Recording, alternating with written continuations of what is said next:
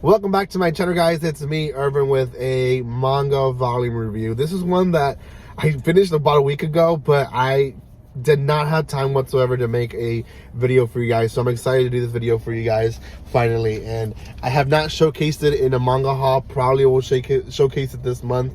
This is Kaiju number 8, which is a manga that aired first through Shonen Jump. Now it's being released volume by volume here through Viz Media, and I've been recommended by it by quite a bit of people on my Discord. I think Quilter was one of them, as well as RCS, I believe, at one point recommended it as well. So thank you so much for those who have been recommending this series. I bought it, I read it, I'm reviewing it now. I love it. It's a great series, and I'm definitely going to continue reviewing it. So before anything else, guys, though, if you have not done so by now, make sure you subscribe to my channel. Give some love by commenting, liking, and sharing this video. It helps tremendously when you guys do that. If you haven't checked out other videos, go check them out. I've been releasing news videos as much as possible. So if you haven't seen my news videos, I have some good videos out, more to come. I just recorded one today, and we'll be recording more stuff today, hopefully, for you guys. So give some love to the channel. It helps so much when we're growing. So thank you again, and let's talk about Kaiju number 8. Now, to you understand that Kaiju essentially is monsters. Essentially, they're the beasts that show up in Tokyo and different cities in Japan, and it's a world where they live, where these monsters show up, and essentially they grow havoc, and there is a special force called the Defense Force that goes in and destroys them. Now, our protagonist actually is not part of the Defense Force. Our protagonist, Hibino Kafta, he is actually a sweeper. Now, what is a sweeper? A sweeper is basically those that come in after the monster has been killed and destroyed, and they go and clean up all the mess and help basically reconstruct the area and make sure that everything is back to where it should be. Hibino has been in this job for a while. His dream was to be in the Defense Force. In fact, he had a dream with a female friend when he was younger that they were going to be the best together, right? And it just didn't happen.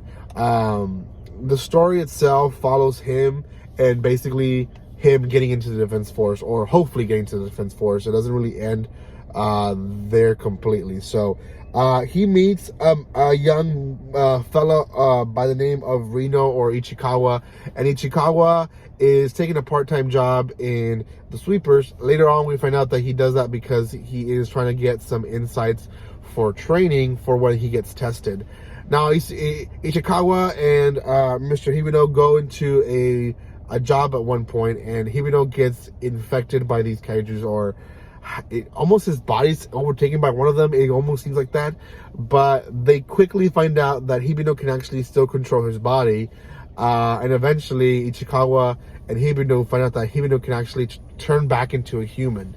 Now, the entire volume is essentially them trying to hide it from people, and we don't really see him obviously showing to anyone other than him that he is a Kaiju number 8, until towards the end of the volume. Now, towards the end of the volume, he is forced to help one of our characters, and we see him transform right in front of her. And this is the kind of the last part of the volume right here. I'll try to find that page. And she is Miss Shinomiya. Now, Miss Shinomiya, she's kind of like a prodigy. Her dad is rich as heck, and she basically has the best things that she can, like, she has the best tools to practice and all that. That's why she's so good. She, at one point, though, puts herself in a difficult situation when it comes to the training and the test for them to pass, and because of it, she is saved by Hibino when he transforms into his kaiju form.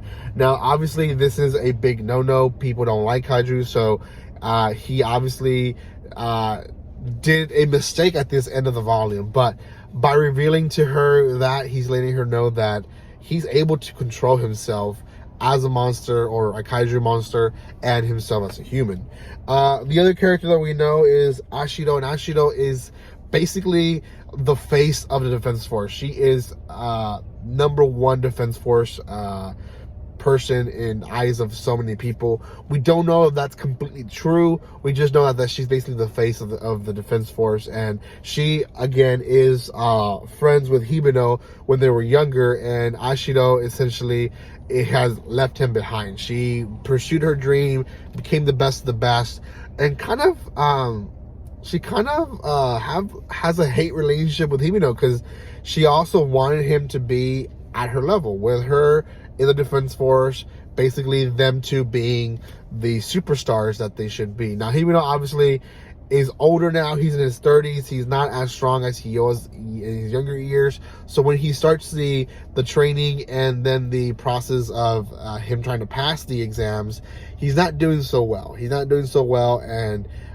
in fact, I don't think they declared who is going to be the Defense Force or not, but it almost feels like he probably didn't make it because he just, other than him having the heart of pushing harder and harder and through, he doesn't have it. He doesn't have the body. He doesn't have the strength. He doesn't have the speed. He just has the heart. So we'll see. For now, that's the first volume. I don't want to say everything that happens in the first volume because it'll ruin some stuff, but it is very comical at times and it is very serious at other times. So I just like when they do that. Shonen, the genre shonen does a great job with it. We get a little bit of everything when it comes to that. And I really have enjoyed the first volume. So out of 10, I know this one deserves a 7.5. For now, that's where I give it. Hopefully eventually it'll raise itself up to an 8.5. Not a lot of people are talking about it. A lot of people are talking about it in my community, but I haven't seen a lot of fuss online. So hopefully there's more fuss on Kaiju number 8 and it gets the love that it deserves. So thank you guys so much for watching this. Go check out my other videos. I have quite a bit of stuff planned out for this week, so give some love. Thank you for the love and support, and guys, like always, don't be strangers. See you guys.